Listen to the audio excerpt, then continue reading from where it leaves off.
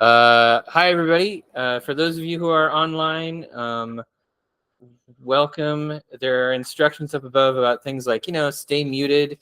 We don't have any speakers. We don't have any speakers making computer noise that are turned on in the shop. So if you have questions, use the little hand icon and raise your hand and put your question in the chat. And our technical wizard over there, whom you cannot see, I'm gesturing off screen.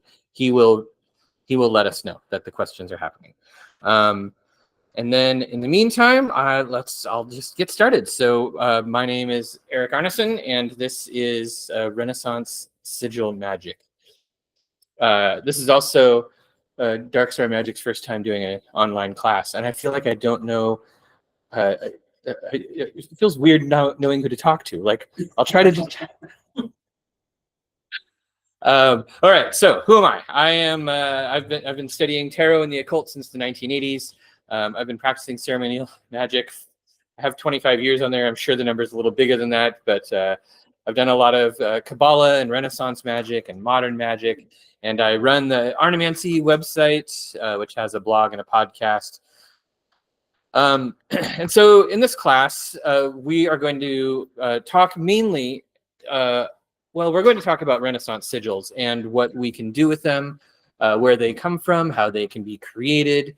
And then at the end of the class, I'm going to lead us through the creation of a sigil from an astrological election, going through all of the steps so that you can kind of see how it all works. So what is a sigil, you might ask? And a sigil is generally just sort of any kind of symbol used in magic. It comes from the Latin word sigillum, which means seal or signet. And a lot of sigils, especially Renaissance ones, they kind of look like line drawings. They tend to be kind of simpler than the magical images that you'll get out of the Picatrix, where it's like an image of a woman holding a comb and an apple, or an image of a man in armor, or something like that. Sigils are kind of like line drawings, typically. Frequently, especially in the Renaissance, and maybe all of the sigils in the Renaissance tend to be symbols for different spirits, gods, demons, angels, or things of that nature. Although in modern magic, you do see sigils that are used for magical orders, sigils like Osped Osman Spares, chaos magic sigils, and things like that. And I think sigils sort of count as a subset of magical images, which you've probably heard me talk about before. And so a lot of the techniques that you can use with magical images, you can also use with sigils. Okay, so in the Renaissance, sigils basically, you'll find like almost every Renaissance grimoire is filled with sigils. Sometimes they're really fancy and good looking. Sometimes they're really crappy, squiggly lines. But almost always they are either tied to specific operations or specific spirits. So, for instance, these two sigils on the screen right now are from the Key of Solomon, and they're from the Mathers Key of Solomon, and they're both tied to Mercury, and they each get used for a specific purpose that's connected to Mercury. Here are all the sigils of the Ars Goetia, which also I think these are also, I think, from the Mathers version of that, and these are all tied to various spirits, which we usually call goetic demons, that do various earthly tasks and things like that.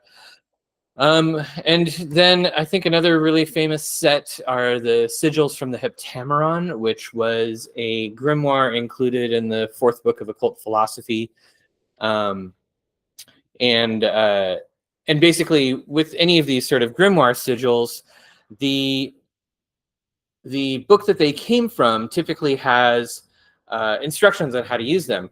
But modern practitioners have adapted them in a lot of interesting ways. So, for instance, the sigils from the Key of Solomon get used in a lot of American folk magic, typically, printed out on paper or traced out on paper with, petitions or whatever written on the back, and then consecrated with holy oils and candles and incense and stuff like that. I know people are doing a lot of really interesting things with goetic sigils, but I don't have a ton of experience with that. I do know that I've got friends who have used goetic spirits and goetic sigils to do things like help hunt for housing, and I'm sure you can probably still use some of them for treasure hunting. Hint, hint. So yeah, so a lot of those you can find directions for using them from in the grimoires that they are printed in, but also you can adapt them with modern practice. We'll talk about that a little bit in a little later. So, like I was saying, Renaissance magical sigils are usually based around the name of a spirit. I guess the Key of Solomon sigils are a little different since most of them have kind of like an intent, but they're still tied to sort of like a planetary archangel. But mostly intent-based sigils are modern, and I think that they're probably from the early 20th century. I suspect that Austin Osman Spare was the first one who really popularized that. But a lot of the techniques can be used. A lot of the same techniques can be used for both of them, and we'll see later on that that Spare's method for making chaos magic sigils, while it was certainly innovative, it possibly didn't just come out of nowhere. He might have been inspired by some earlier techniques. But one of the things that I think is worth exploring is taking some of these Renaissance techniques that we're going to talk about and use them in the way that like Spare would have used chaos magic sigils, right? So encoding intent and not necessarily spirit names. Especially since a lot of the old sigil making techniques are more complicated and have math, and so they're more fun. Thanks for all right, so sigils, like the uses for them are numerous. I suspect that almost every sort of magical operation makes use of sigils or has sigils in it somewhere. And so what we'll be talking about a little bit is using sigils to work with spirits, corollary, or I guess alongside that is talismanic magic, which usually has some sort of spirit attached to it. Talismans make use of a lot of sigils as well as magical images. Amulets use sigils, sometimes tied to spirits, sometimes tied to more abstract sorts of things. And then deficciones, which I kind of use. I don't use this in a very academic sense, but deficciones I sort of use for any sort of like, I'm sure all the exciting traffic sounds outside are thrilling the online people. So deficciones, I sort of use it as sort of like any sort of like place-based petition sort of magic, where you might put a sigil and a petition on like a piece of paper and fold it up and, you know, tuck it in your door frame or carry it in your shoe or something of that nature. Or, you know, if you're doing like curse tablets, you put it on a piece of lead and throw it in a well or bury it with an enemy, something like that. So we'll talk about that a little bit too. Maybe not the curse stuff, but the good stuff. All right, so the first Renaissance method that I want to talk about, which is the easiest, and I think is probably sort of like where Spare got his idea, is this method of like stacking letters. And it is I don't know that these are necessarily awesome looking sigils, but it is a method that Agrippa outlines in the 3 books of occult philosophy, and these are literally some of his examples. This is the name Michael in 3 different alphabets, and he basically just stacks the letters and makes them into these strange looking sigils. Interestingly, you know, none of these are ended up being like famous sigils for Michael. You'll see, you'll probably see some that you'll recognize later, but these just, I don't know. I mean, they kind of remind me of Arabic manuscripts too. How Arabic will sometimes do these amazing artistic things with their alphabet. Anyhow, the way you make this, it's very easy. You just take all the letters that you're working with, the spirit name or whatever, and you just squish them all together. I don't know that it gets any more complex than that. The next method for creating sigils that was popular in Renaissance magic is the use of magical alphabets. This is kind of a really, really primitive form of substitution cryptography. The alphabet on the screen comes from book 6 of Polygraphiae by Johannes Trithemius.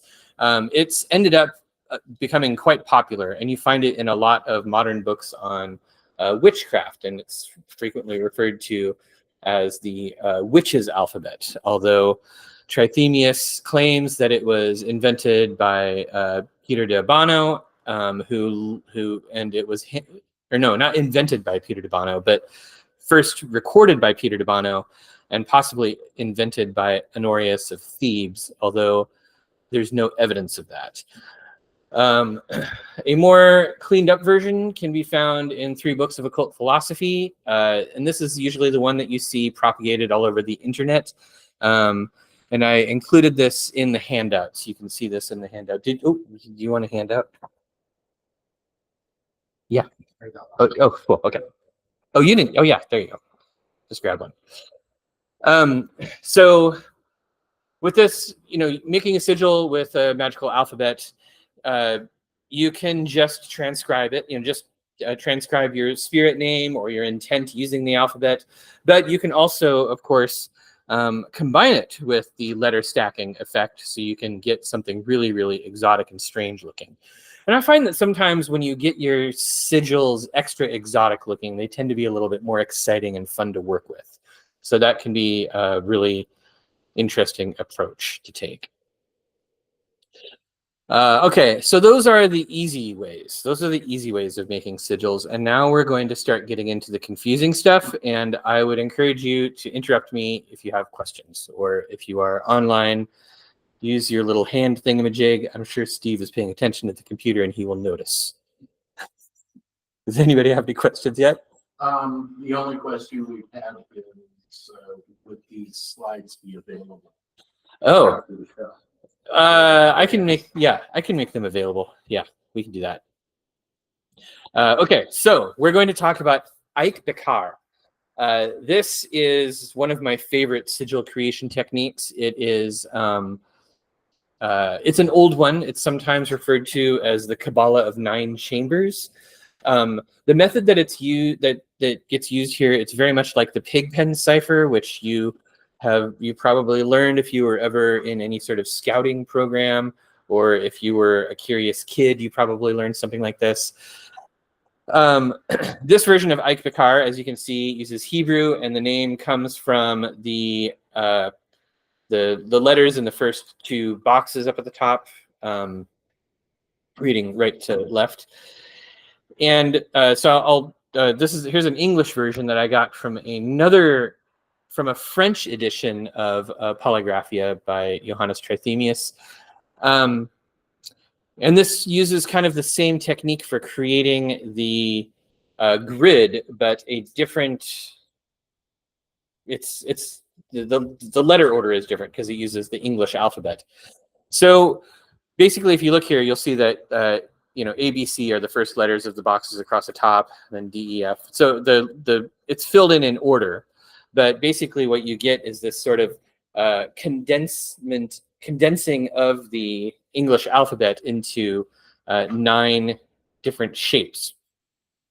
And the method for creating sigils using the Ike Bekar grid is you basically take your word or your phrase, whatever you're doing, whatever you're using, and you draw out the shape of the box. So I made an example out of Dark Star, the name of the shop here.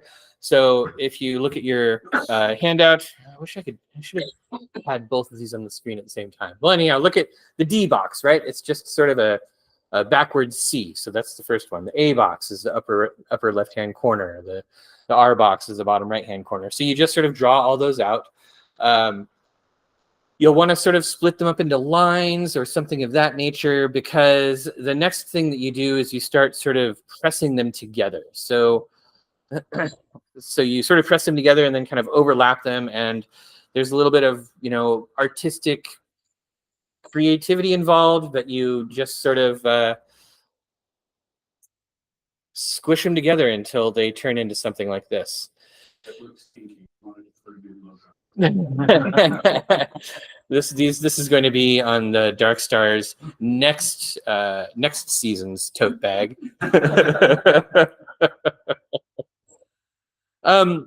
So interestingly enough, when I was doing some research on this, I came across a YouTube video by maybe Aaron Leach. I don't know. We have someone who says she's confused by The lines. Okay. The circles and the lines. Oh, the circles and the lines? Maybe. Is that what they mean? I'm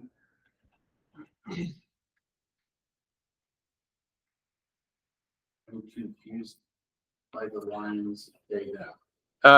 Okay, so let's see. Well, I'm going to assume all the lines. All right, so if we go back to this, the lines are the grid between the letters, right? So you have those two parallel and two perpendicular lines. So you just kind of use the shape that those letters, or that part of the grid is using, in order to figure out which shape to use here. So that's why I was trying to use the example of the D. So the upper left-hand symbol on this slide is D. And if you look at this grid, it's basically just the shape of that box. Does that make sense? All right. And then when it comes to all the little stuff, like the little lines at the end of things and the circles, I just added those because it looks cool. Because when you're making sigils, a lot of it is you kind of just want your sigil to look cool. You don't want a dorky looking sigil, because you know, we're doing magic, and magic is supposed to be cool, and etc. Yeah, so anyhow, the Arbitel sigil. So the Arbitel is another grimoire. Aaron Leach has this theory that all of these were created using the Ike-Bakar method, and he sort of outlines it in an animation and shows how that would all go together. So you can kind of get an idea from these about the kinds of things that you might want to do when you're using the Ike-Bakar method to create sigils. Like, you might not want to keep it as simple as my transformation was. You might want to get even more crazy, which is fine, right? Like, you're basically still doing kind of like the Austin Osman Spare chaos magic method here. You're just using a few rules or a few different symbols and methods. Okay, so next, the next method that we're going to look at, and we can come back to this one later if it continues to be confusing, but the next method, which is one of the first ones that I learned. I think I was doing magic squares before I learned any chaos magic. I'm going to tell you a little bit about magic squares first, because this is some fun recreational mathematics. So in a magic square, the thing that makes it magic is that each row and each column adds up to the same number. With good magic squares, each longest diagonal also adds up to the same number. And then there are certain magic squares. We'll look at the Jupiter one next, but certain magic squares have even more little subsets that add up in really cool ways. And these were seen as sort of, you know, I mean, magic or mathematics, the way number worked was sort of seen as a very magical thing. So magic squares themselves, people were kind of like, oh, wow, this definitely is magic. So the size of the magic square, which is the number of boxes along each side, is called its order. The repeating sum that you get from every row and every column is called the magic constant. And the way you construct a magic square is, if you look at this, is the magic square of the moon. I picked the magic square of the moon because we're entering into the hour of the moon, and that's going to be important later on. So I needed to have it in the handout. But basically, every number from 1 to 81 is, or wait, 1, 2, 3, 4, 5, 6, 7, 8, 9. Yeah. 1 to 81 is represented in this grid. And, you know, the figuring out of the magic square and where all the numbers go, luckily somebody else has already done that work for us and we don't have to, but there have been lots of people in the past, including Benjamin Franklin, who enjoyed creating magic squares as just a recreational pastime. This is what people did before television, I guess. All right, so as promised, here's the square of Jupiter. I love this one because every 2 by 2 block adds up to the magic sum. The 4 corners add up to the magic sum. The 2 middle squares on each side, if they all add up to the magic sum. Like it's just everywhere. It's all over the square.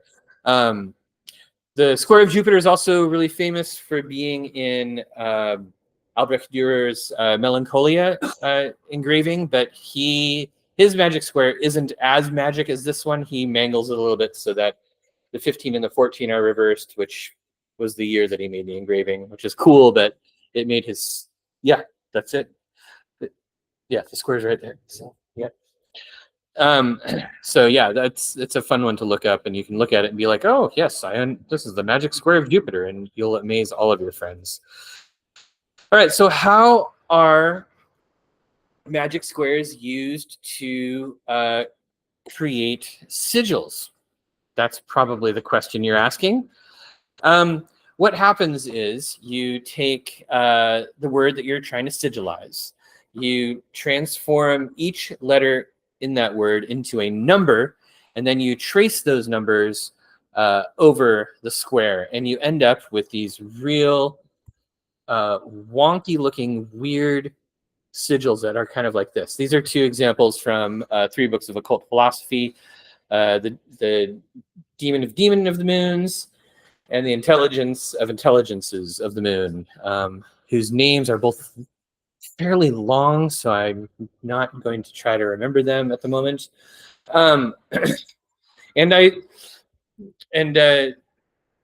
Agrippa's method is probably not exactly the same as mine. I think he might reduce all of his letters down to numbers 1 through 9, but I like to use as many numbers as I possibly can. So as long as you've got a magic square that is order 5 or more, then you kind of have enough numbers to cover the whole alphabet. But otherwise, I'll talk about how to fix that later.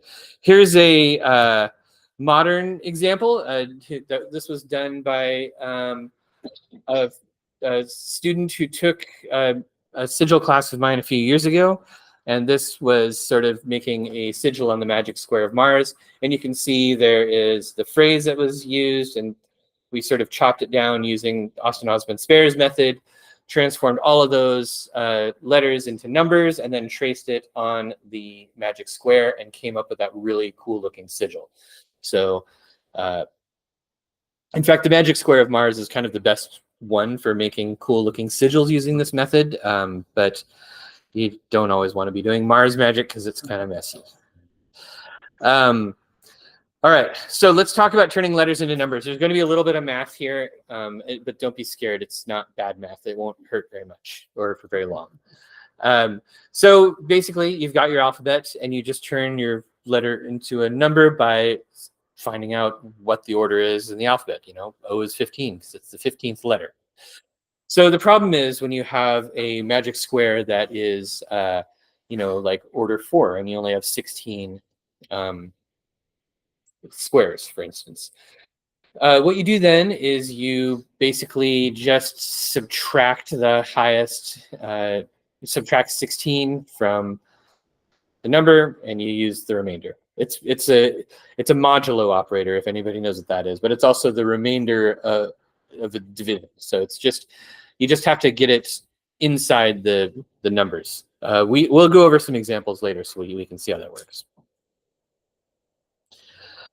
And then, all right, so let's talk about using our sigils. We're going to talk about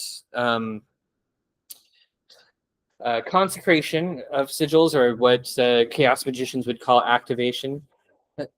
I think that, you know, the artistic effort you're putting into a sigil is fairly significant. Like, that's one of the reasons why I think it pays to take some time to kind of like play with the creation of a sigil, and you know, change it around until it starts to feel good and like you've put a good amount of effort into it.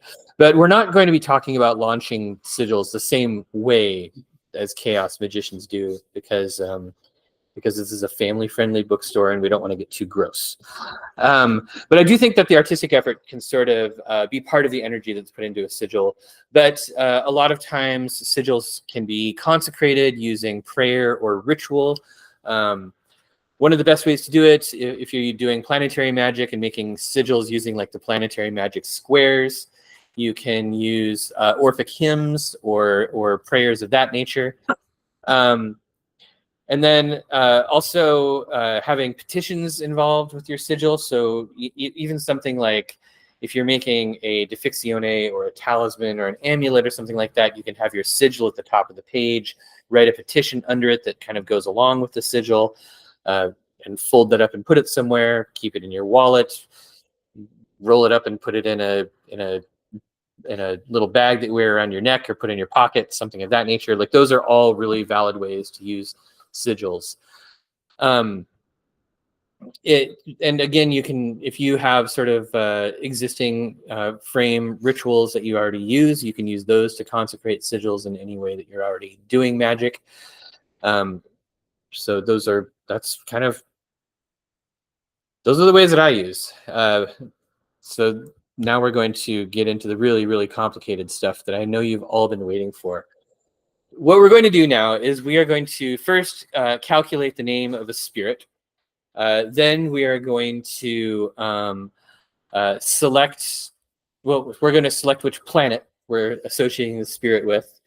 And we're going to run the calculated name of the spirit through another calculation to figure out the symbols that we're going to use to make a new sigil for the spirit. And then we're going to assemble everything into a sigil. Clock loves this idea. Okay. So I did some of the work ahead of time to make things a little easier.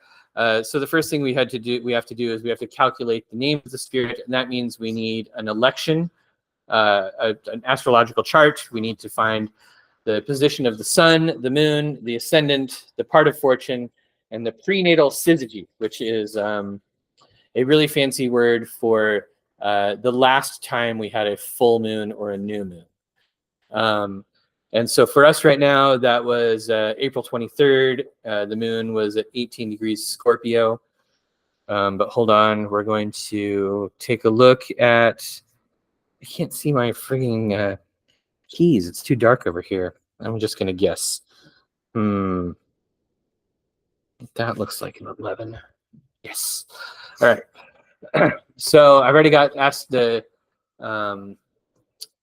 chart pulled up here. This is for a chart for like 20 minutes from now. It's in the hour of the moon. You can see the sun is just going down. We've got a really weird looking chart because of the time of day and all that kind of stuff, and because it's the dark moon night. So we've got the sun and the moon at 18 and 17 degrees Taurus. The ascendant is at 12 degrees Scorpio, and the part of fortune is at 12 degrees Scorpio. That's kind of fuzzy. So the next thing you do once you have those is you go to this tool that I have on my website that does all of the math for you, so you don't have to worry about it. And you type in all of your degrees and signs into the tool. Hit this little button, and it gives you this nonsense word that doesn't make any sense, right?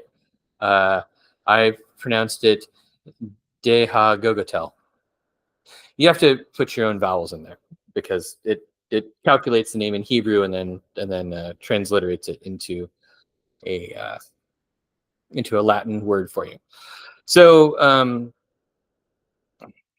all right, so that's our next step. We get the name.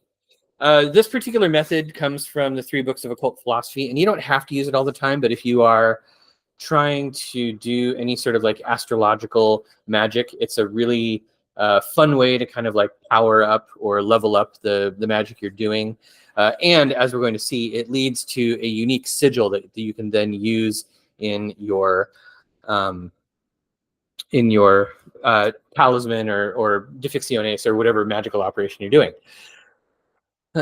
So, I mean, at that point, once you have a spirit name, you can figure out which method you want to use. And a lot of this is going to depend on the amount of effort that you're planning to put into the operation and how much effort you want to put into the sigil.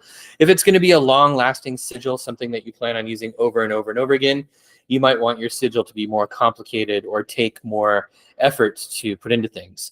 If you want to really emphasize things like planetary associations, then you might want to use the magic squares. And I feel like I didn't mention this earlier, and I probably should have. The magic squares are each associated with a planet. I didn't mention that earlier, did I? That was bad. I should have said something. Let me go back to the magic squares. We'll just go back and huh? I was implied. We talked about the square. Yeah, but I mean, if I'm teaching a class, I shouldn't imply things. I should say them plainly. I should be like, guess what, everybody? So, yeah, okay, let's go find those all. Magic squares. There we go. All right. So magic squares. This is an order 9 magic square, and it is the magic square of the moon. The smallest possible magic square is order 3, and the order 3 magic square is the square of Saturn. So basically, if you want to work with magic squares, you can look online and you can find collections of all of them, usually labeled with their planets. All of the magic squares are laid out in 3 books of occult philosophy. There are a lot of other magical texts that lay them out too. If you guys want to email me after class, I can totally just send you to a website that has all the magic squares on it. So that's sort of the thing. If you are doing magic associated with a particular planet, or you have a particular deity tied to a planet that you're doing magic with, or that you're doing an operation with, or a spirit associated with the planet, you would use the magic square of that planet to create the sigil. There, I have no longer implied it. I have said it plainly, like I know what I'm doing. Okay, all right, let's go back to where we were. Oops.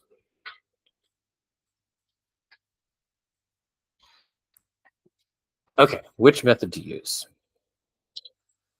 Oh yeah, so as I was saying, the stacking of letters, the most simple method, is a really good thing to do if you're for something like a difficcione, where it's like a one-shot thing. You're just making it, never going to worry about it again. That'd be a perfectly sufficient way. But if you are doing something, creating a sigil that's going to be used over and over again, something more complex is probably called for. So tracing on the magic squares is a really good one. I like the Ike Picard sigils a lot. You can do a lot with those to do things.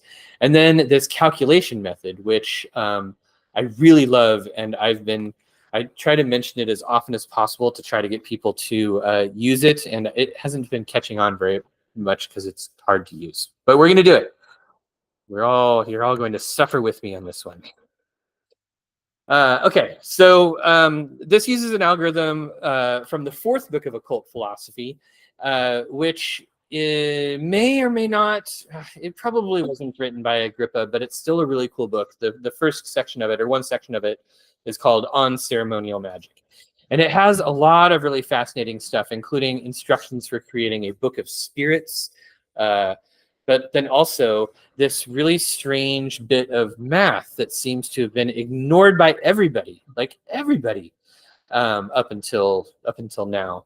That is used to calculate sigils using this table of figures.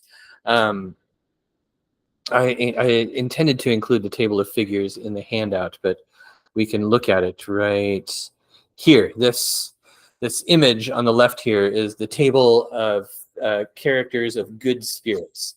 And basically, it's just got all these names there. Here's a point, a circle, a star, et cetera, et cetera.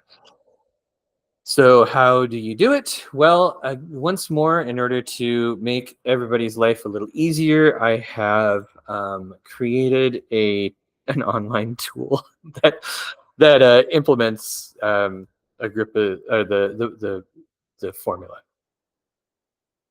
Eric, Yes. I have a question. Okay. Is there a particular method you recommend for magic that is going to directly affect the self, like building better habits, making events happen itself? Yes. Let's talk about that in a second. That's a really good. That'll fit my next slide quite well. So we'll talk about that in a second. Okay, so we're going to calculate this sigil over here. So we have this name. I'm just copying it. And then I'm going to go to this other tool. You just stick the name in there. It does all the math for you, and you don't have to worry about it. But as you can see, it doesn't really create the sigil for you. Someday, maybe I will put in the effort to do that. But this basically just sort of cuts and pastes the symbols out of that chart. So the idea here is you get this set of symbols, and you're like, okay, now what do you do? Well, the next step is to figure out which planet you will be associating your sigil with. And this is where we can talk about the question that just got asked. Basically, methods for. Well, let me go. I'm going to go read the question here real quick, so I'm not misstating it.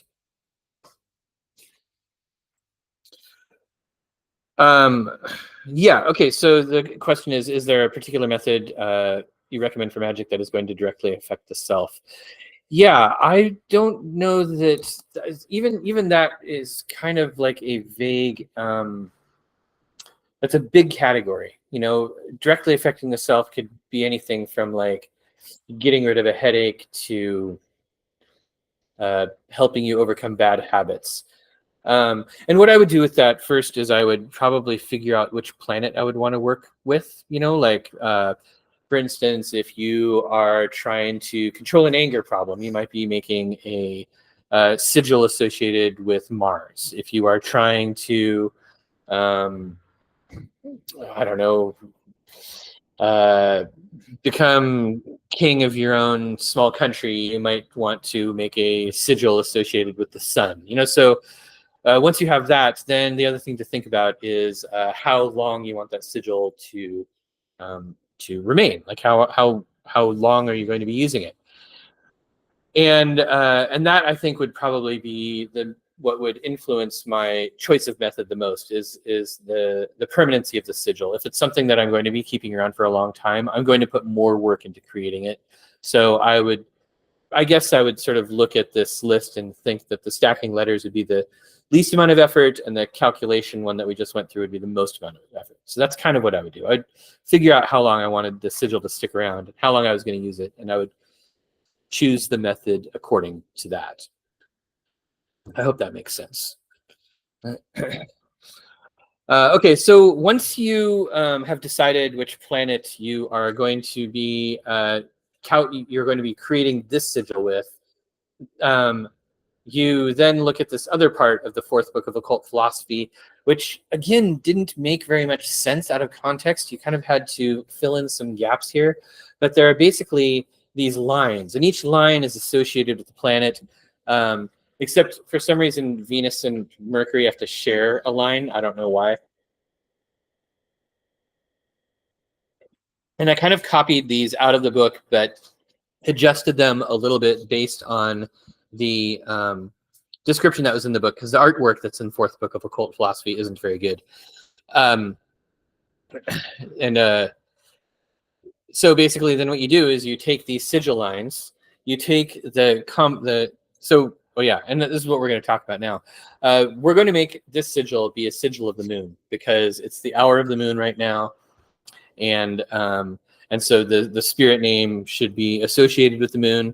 So I wanted to sort of take a little bit of time and go through some possibilities for creating sigils using our various methods. So we'll start with, we'll start with the planetary sigil line. So as you can see, the sigil line for the moon has a 6-pointed open star on one side, a triangle on the other side, and a little dot in the middle. Now the line itself, this is where you have to start getting creative. We've got these symbols here that came out of our generator, and you kind of have to munge them around so that they kind of fit on the line or fit with the line. So you have to get a little bit creative. If you've got a piece of paper out, you can kind of start sketching something out that does that. Anyhow, I enjoy this process, but it does sort of take a little bit of time. I didn't really, in my head, I thought it would be easier to lead everybody in doing this, but now I'm sort of thinking like, oh, I should have a drawing program. That would be a really good idea, Eric, but I didn't prepare that.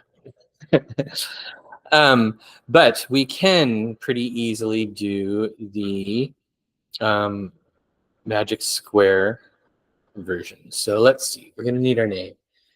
DHGGT. And now we go to our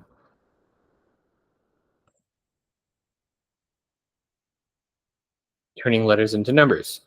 So DHGGT would be 4, 8, 7, 7, 20. Did somebody write that down? Okay. All right. So once we have 4, 8, 7, 7, 20, we go up to our enormous magic square of the moon. We find the 4 down here in the bottom right-hand corner. And either draw a little circle or make a little line there. Up here is the 8. And do we have 2 8s in a row? No. 2 7s in a row. Okay. So as you can see, these are all in a straight line, which is going to be a problem. So draw a line to like the upper corner of the 8.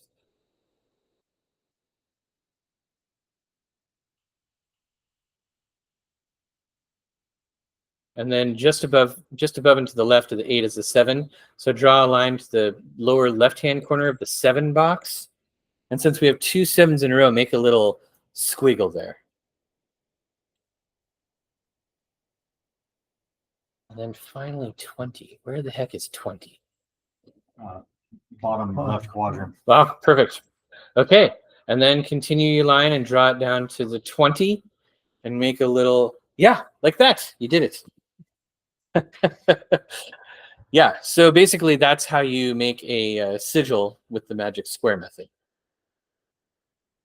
It's basically just tracing lines on the box. So, you know, if you're doing this for a talisman, use some tracing paper, you know, do it on your computer, something of that nature, so you can get just the sigil itself.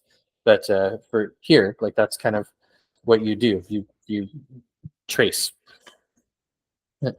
All right. So then I lost my mouse. Where's my mouse?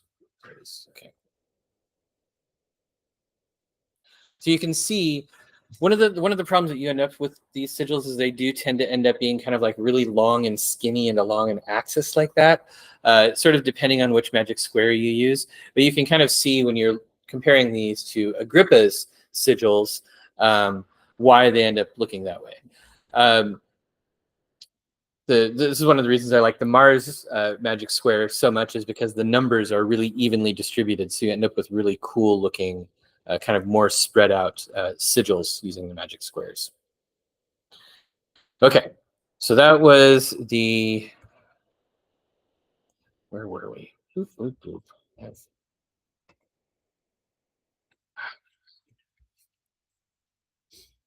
Okay, so then with this one, has anybody played around with drawing this yet? So we would start with, on the left-hand side, the 6-pointed star. And then next you would draw this sort of like broken circle. I'm not sure that it matters which direction the broken part of the circle is in, but I always try to sort of connect everything with a line. So I don't necessarily keep the original line, I just kind of make my own. I sort of, for inspiration, I kind of use the heptameron sigils. So we can, I don't want to go back and look at them quite yet. Let's go through this first. So then you would use this weird hash mark thing, and then maybe like a stretch of plain line, which is very convenient since we have to put the dot in the middle of this. Another broken circle, and then that last one, I think it says it's just listed in the table as separate, and then it has an S, and I don't think it's supposed to be an S. I think you're supposed to use the actual letter, which would be a T in this case. So then you draw a T, and then at the end you have a little black triangle, and you have created a calculated sigil using a method of weird math from the 1570s. Yeah, that was awesome. Cool, that was good. All right, well done. You should be a magician. Gold star. Oh, here you can have an Arnemancy.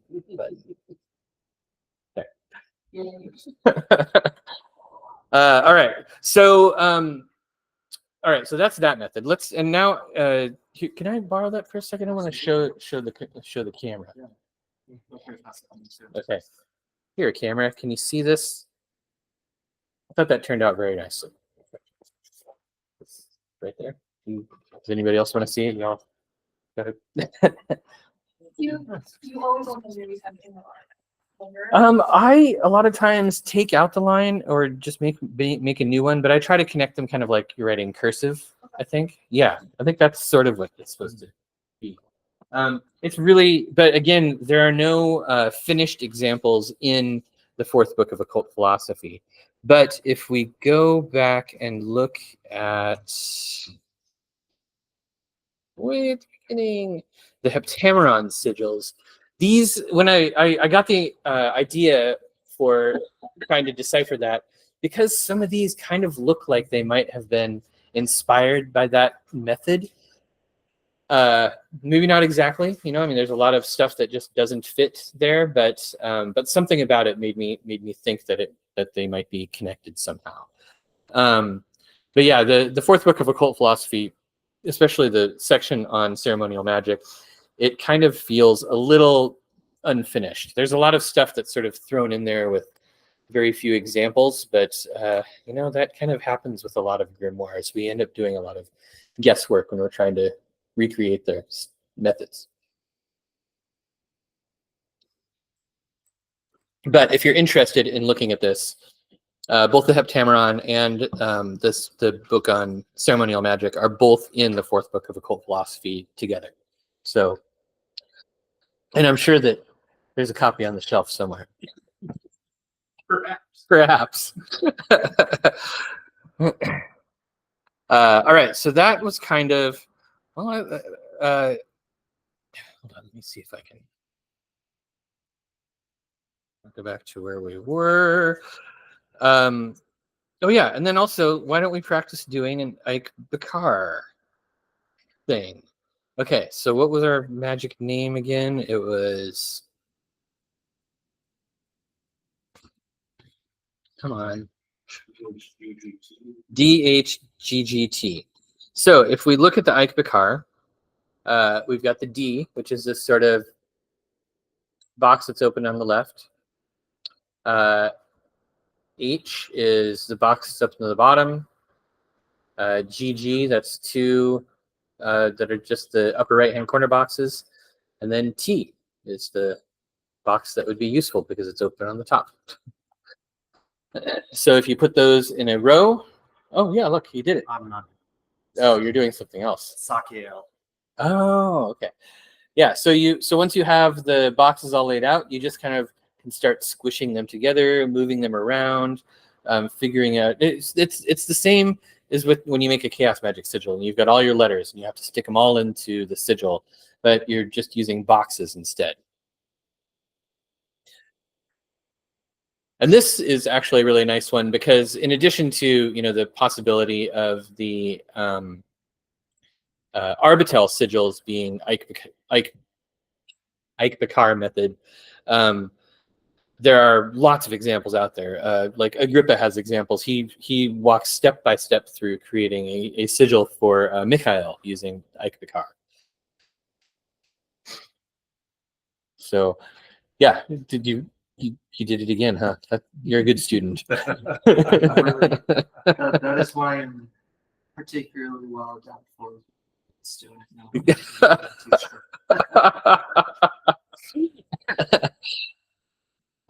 Okay, so so those are kind of like the different ways of creating sigils. Now, I do want to talk a little bit about like how combining these with more modern methods, right? So, like I was saying earlier, almost all of the Renaissance sigils, maybe with the exception of the Key of Solomon, are tied to like specific spirit names. But magic doesn't have to be a static thing. We can take Renaissance techniques and apply it to more modern methods. So, if you are doing things like non-spirit based magic, or you enjoy chaos magic and making sigils in that method, you can still use these sorts of approaches, but use them with statements of intent instead of spirit names.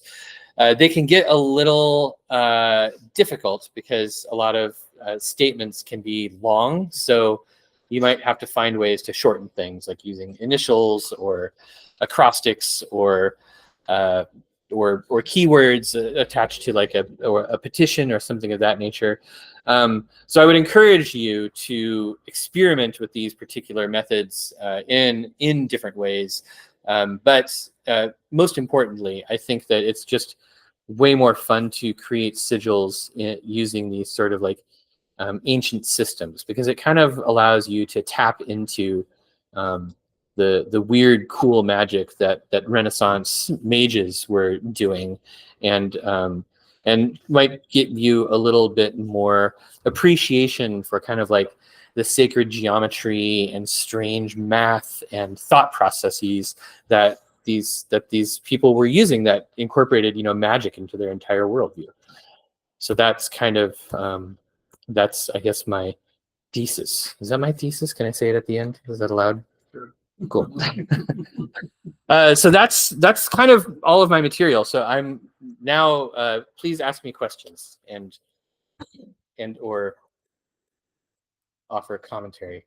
Yes. Can you talk about the shortening of the statements of intent? Like what is like the most preferred method of you use, like often spares version of condensation? Yeah, so hold on, let me go back to that example in the magic squares. So here you can see this uses Austin Osman's spares method, where basically what we did is we stripped out all the vowels and then we stripped out all the duplicate letters. You still end up with a pretty long phrase though, right? So another thing you can do is you can just take the initials of all the words, or anything you want. It basically, when you're making a sigil that is tied to your intent, you know, the effort that you're putting into it. So any sigil, any sort of sigil creation is basically like a form of compression, right? You are losing information. You're using a word or a phrase or something, and as it goes through the sigil making process, you're losing information. You can very rarely take an existing sigil and run it backwards and find the original word that it came from, right? So you kind of can think of like the information that is lost as being kind of like part of the sacrifice or the offering in the magical operation. And if you're sort of approaching in that method, then any kind of compression of a statement of intent can be part of the magical operation. Does that make sense? Steve. There is a question. All right. Can you please detail the astrological method of calculating a spirit name step by step? Is this a test? Yes, I can. I can actually do that. Yes. And another simpler maybe question to answer too. Uh-huh. For the sigil 487720 tonight. Uh-huh. Did you start with 4 or 4-8? I believe it started with 4. I started with 4 because it's D. Oops, sorry, I forgot to silence my phone. I started with 4, yeah, because D is the 4th letter. Okay, so when you calculate the name of a spirit, here's what you do. You have 360 degrees in the circle, the astrological circle, and you start with 1 at the first degree of Aries, which is 0 to 1 degrees, and you just sort of count up from there, right? So what you do is the alphabet that you work with. This method is supposed to work with the Hebrew alphabet, so I always use the Hebrew alphabet. You just have it going around the circle. Every degree gets its own letter. When you get to the end, you start over with the first letter of the alphabet, and you just go on and on and on and on and on. So basically, when you have a position of something, like you have the position of the sun at, what was it, 18 degrees Taurus, that is basically what, 30 plus 18, that's 48. You take 48, you take the modulo of 48 over 22, get the remainder, index that into the Hebrew alphabet. That's the letter. Does that work? I mean, I know that it's complicated. That's why I wrote the tool for I was it. gonna say, I like to go to your website. Yeah. Yes. The prenatal site, Syzygy. Syzygy. Uh-huh. Can you elaborate on that? Yeah. Okay. So syzygy is an astronomical term that is used when 3 astronomical bodies are in a straight line. New moons and full moons are the easiest syzygy for us to observe from Earth, because that's when the Earth, the moon, and the sun are in a straight line. So that's usually what's referred to as the syzygy in astrology. Now, the prenatal syzygy, the original method for this was used for calculating sort of like a guardian angel name off of a natal birth chart, but it can be used with elections as well. So prenatal just means, before the chart. So you go backwards to the full moon or new moon directly before the chart. Okay, so and on the nights of the new and the full moon, you go back to the previous one. Well, so that's where it gets tricky, right? We can now calculate the exact moment of a full moon or a new moon. So you're going to have to figure that out for yourself. I would say use it depends. If you're doing it before the moment, then use the previous one. But if you're doing it after, then use one yeah. Just that is passed. Mm-hmm. Okay. Yeah. Are there any other questions? Did I go through the calculation for this too quickly, or was it just a test? You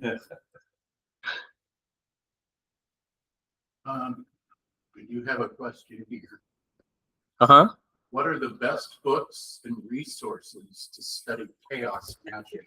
Can you give a brief description of chaos magic and the essence of what makes it different systems? Oh, let's see. I mean, chaos magic. I'm not an expert in chaos magic, but it's a modern form of magic that was developed in like the 70s and 80s by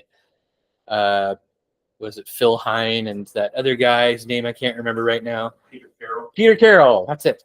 But it sort of took stuff from Austin Spare, who was a really strange artist at the beginning of the 20th century, and it's a type of magic that it sort of started off by being really focused on kind of like a psychological model of how magic works, and it's a lot of stuff where it's like, invent something, and if it works, keep doing it. So the problem with chaos magic is it did kind of come out of a vacuum, and it did like reinvent the wheel a lot. Like a lot of the methods it used, I think the people who created chaos magic thought that they were being really innovative, but they were kind of just reinventing methods that had been created before.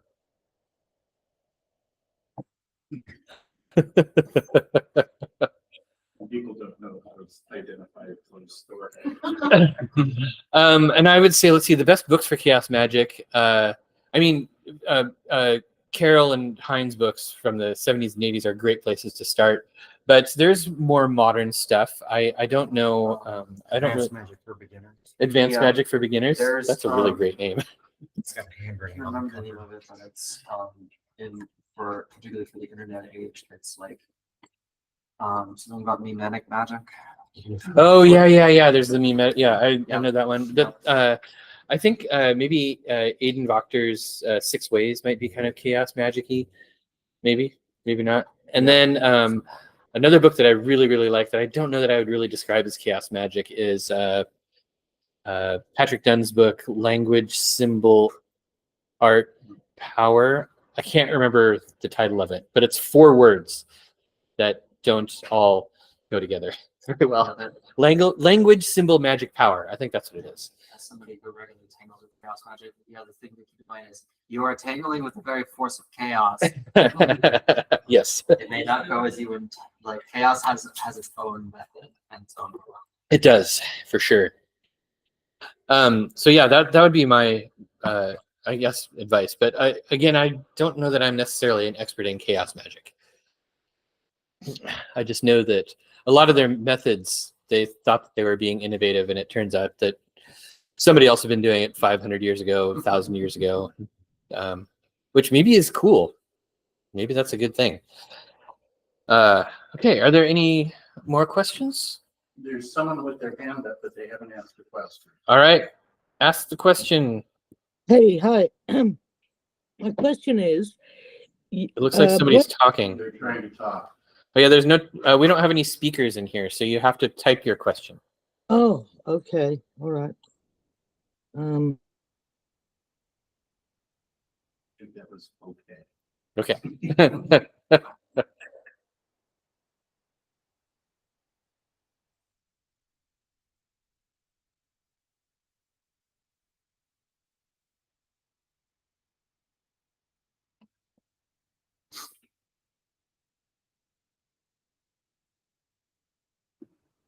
If you're having trouble finding it, it's on the bottom right. It's a speech bubble. I do think though that one of the keys to this, I know that a lot of the grimoire stuff can be kind of intimidating, and it can look like it's too complicated to understand or too complicated to use or something like that. Here we go. What is the program you use to find the spirit name? I use the software that I put on my website. Actually, it's what did I call it? I call it the Daimon Name Generator. But yeah, it's it's all on my website. But yeah, I think that like the main takeaway when you start looking into grimoire magic and Renaissance magic is you really just have to go play with it. None of their techniques are going to be too complicated to figure out, and if they are, then that just means that they wrote poorly. You'll find that happens a lot. There's just stuff that we just can't recreate because nobody, whoever wrote it originally, just didn't do a very good job explaining it. But aside from that, like you just have to go experiment. It's all worth experimenting with and playing with. And you can find lots of cool little things like the sigil generator here that people just ignored because there was a little bit of math, and so. People have been writing about grimoire stuff again for what, like 30 years now, and they just basically ignore anything that has math in it. So, but the math is dumb. The math is really easy. All of this is pre-calculus. Is when I say pre-calculus, I mean it's math that happened before calculus was invented. None of it will baffle you. If you made it through grade school, you can do every piece of grimoire math that I've found so far. So, all right, that's my talk, I guess. Oh, you have a question? Yes. I think I just need to clarify. You said that I might have just misheard you, but with the S there. Yeah. Did you say that you draw the S or that you draw the letter? You can try both. I think it intends for you to draw the letter, the actual letter, but I'm not sure. There are other. There are like 3 different sigils, or 3 different ones of those symbols that are like there's separate, there's joined, and there's like inverted or something like that. And all of them have an S, but I think it intends for it to be the letter. Again, it's not explained. So I would try both ways and see which works better. And oh, there is another question. Yeah, so the links to these programs are on the handout. So they'll be in the paper handout on the last page, or in the, if you got the digital handout, there are links. And then there's one last question. Which activation method do you find most effective? I don't know. I guess, I mean, I almost always do some sort of prayer or consecration with my sigils. So I never really just draw them and forget about them. I always do some sort of consecration. So I guess that's the one I find the most effective, because it's probably the only one I use. Yes, yes. I'm looking at the two G's are different things. What's the difference? The math algorithm calculates, if you go to the website, I explain the algorithm, but basically the position in the word goes into the algorithm. So so if you had just all G's, every single one of them would be different, would come out different. Question. Yes. When you get to the magic squares that go above like the number of letters, like above like 5, like, I noticed that there's still all these other numbers, and doesn't seem like they ever get touched. Is like, are they involved in the crafting of the sigil? Well, see, he's been doing work with the magic squares, but these particular tracing ones, no, it doesn't seem like it. But when you look at Agrippa's examples, he seems to have a lot of sigils that use the other numbers, but there isn't really an explanation of what he's doing. So you might have to just spend some time looking at that. Everything's got some opinions on it. Oh yeah, well, Really well thought out. oh good. Well, that would be worth looking into. It sounds like I'm looking for commentary. Yeah. Commentary on why it is this way. Yeah, and you said Rankin? David Rankin, yeah. In which book? It's actually, I think it's a blog post. Oh, okay. Yeah. So that's Dave Rankin. I can type his name into the. It's Rankine. Yep. And he does lots of work with planetary magic and other cool stuff. I'll type his name in here too. Also, there's a scholar from like middle of last century, Notoni, Carl Anton Notoni. Did some work at the Warburg Institute, deconstructing Agrippa's sigils. All right. So there's, what's his last name? Nowotny. Nowotny?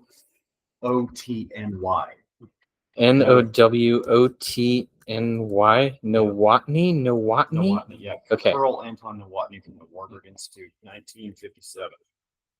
All right. So yeah, so that's there's a paper from the Warburg Institute in 1957 by Nowotny that talks about magic squares also, if you want to get deeper into them.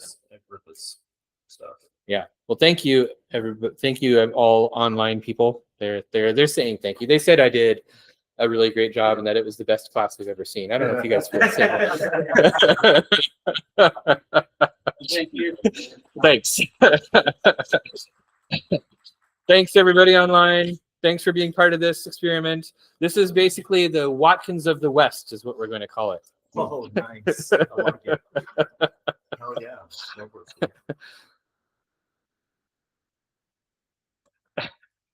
All right. Oh. I am. It's one thing I am working on actually. Is getting the gym. It's a good idea. If you ease it through. Yeah. Okay, I'm going to hang up from this thing.